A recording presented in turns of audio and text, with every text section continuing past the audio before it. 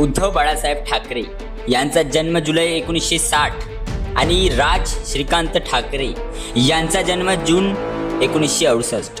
फक्त 8 वर्षांच्या अंतर, पण राजकारणात अंतर वाटायचं नाही.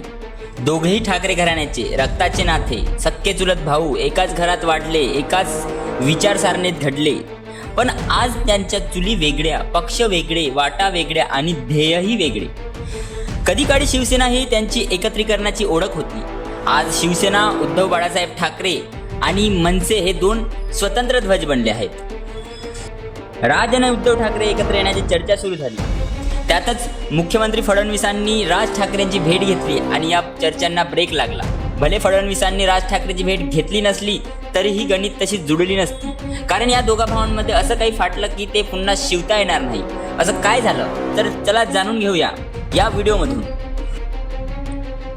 उद्धव आणि राज हे दोघं चुलत भाऊ मुंबईच्या जे स्कूल ऑफ आर्ट्सच्या माजी विद्यार्थी आहेत. दोघांनीही जाहिराती एजन्सी काढून व्यवसायाची सुरुवात केली. पण त्या दरम्यान त्यांच्या राजकीय वाटचालीत देखील सुरुवात झाली. दोघांच्याही वादांमध्ये एक घटना पुढे येऊ लागल्या.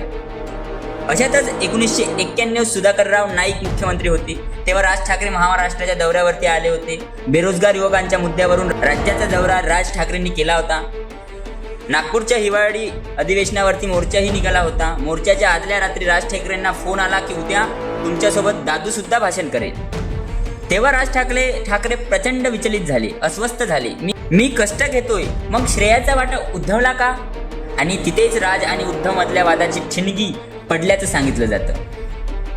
राज ठाकरेंनी शिव उद्योग सेनेची धुरा हाती घेतली. राज ठाकरेंच्या कामाचा धडाका जोरात सुरू होता. 95च्या काळात युतीची सत्ता आल्यानंतर राज ठाकरे हे फॉर्मात आले. सेनेच्या माध्यमातच त्यांनी कामांचा आणि कार्यक्रमांचा धडाका लावून धरला होता. भारतीय विद्यार्थी सेनेच्या रूपाने राज ठाकरे यांनी आपली स्वतःची ताकद निर्माण केली होती. तरुण वर्ग राज ठाकरेंचा फॅन होता. मग राज ठाकरे यांनी सेना ही ग्रामीण भागात वाढवण्याची जबाबदारी स्वतःच्या खांद्यावर घेतली. बाळासाहेबांचे नैसर्गिक वारसदार राज ठाकरे असतील. बाळासाहेबांची झलक राज ठाकरेंमध्ये दिसते. 1996 मध्ये रमेश केनी हत्या प्रकरणात राज ठाकरेंचं नाव आलं. या प्रकरणात ते निर्दोष सुटले. पण यामुळे राज ठाकरे राजकारणातून थोडी काळ का होईना पण साईड ट्रॅक झाले. नेमकं त्याच वेळेला उद्धव ठाकरे शिवसेनेमध्ये ऍक्टिव्ह झाली. 1996 साली लोकसभा निवडणुका जाहीर झाल्या होत्या. या निवडणुकामध्ये हट्टाने शिवसेनेची काही तिकीट आपल्या आवडीच्या उमेदवाराला द्यायची लावली होती. आणि त्याचाच भाग म्हणजे राज ठाकरेंच्या सांगण्यावर अहमदनगर लोकसभा मतदारसंघातून परवेज दमानिया यांना तिकीट देण्यात आलं. हवाई वाहतूक क्षेत्रातील बडी हस्ती असलेले दमानिया हे अहमदनगरमधून हमखास निवडून येणार असा कॉन्फिडन्स शिवसेनेला आणि राज ठाकरेंना होता. शिवाय स्वतः राज ठाकरेंनी दमानिया यांच्यासाठी आक्रमकपणे प्रचारही केला होता. दमानिया यांच्या विरोधात काँग्रेस कडन पाटील शेडके हे उभे होते. यांनी सलग 4 वेळा आमदारकीही जिंकली होती. पंचायत राज व्यवस्था, ग्रामीण भागातील प्रश्नांचा त्यांना अभ्यास आणि शिवाय अनुभव देखील होता. पण तितकाच आयुष्यभर त्यांनी साधेपणा जपला. एकीकडे दमानियासारखा श्रीमंत उमेदवार आणि दुसरीकडे साधे सामान्य शेतकरी नेते दादा पाटील शेडके होते. आपला प्रचार ते सायकलवरूनच किंवा मोटारसायकलवरूनच बसून प्रचार करायचे. ही लढत धनशक्ती विरुद्ध जनशक्ती अशी झाली होती. शेवट जनशक्तीचा जोर परवेज दमानिया यांच्यावरती भारी पडला. दादा पाटील शेडकेंच्या बाजूने निकाल लागला आणि राज ठाकरेंच्या उमेदवारांचा पराभव झाला. यामुळे झालं काय की पराभूत उमेदवार दबाण यांचा राज ठाकरे राज्यसभेवरती पाठवण्याच्या तयारीत होते. पण यात खोडा घातला उद्धव ठाकरेंनी. कारण राज्यसभेच्या त्याच जागेसाठी उद्धव ठाकरेंनीही संजय निरुपम यांचा तिकीट मिळवून दिले होतं. असे म्हणतात की याच निवडणुकीपासून राज ठाकरे आणि उद्धव ठाकरे यांच्यातला वाद विकोपाला गेला. 1997 आलेल्या मुंबई मनपाच्या निवडणुकीत उद्धव ठाकरे पूर्ण वेळ सक्रिय झाले. त्यानंतर 2002च्या मुंबई मनपा निवडणुकीची संपूर्ण जबाबदारी बाळासाहेब ठाकरेंनी उद्धव ठाकरेंकडे सोपवली. त्यावेळी राज ठाकरे समर्थकांना तिकीट नाकारण्यात आल्याच्या तक्रारी राज ठाकरेंकडे आल्या. उद्धव ठाकरेंकडे सेनेच्या तिकीट वाटपाचा अधिकार होता. अशातच आलं महाबळेश्वरमधलं सेनेचं अधिवेशन. 2003 मध्ये महाबळेश्वरमध्ये शिवसेनेचं अधिवेशन भरलं होतं आणि तिथे उपस्थित असलेल्यांमध्येच एक चर्चा त्यावेळेस सुरू झाली होती. म्हणजे बाळासाहेब ठाकरेंना उत्तराधिकारी कोण असेल, राज ठाकरे असतील की उद्धव ठाकरे?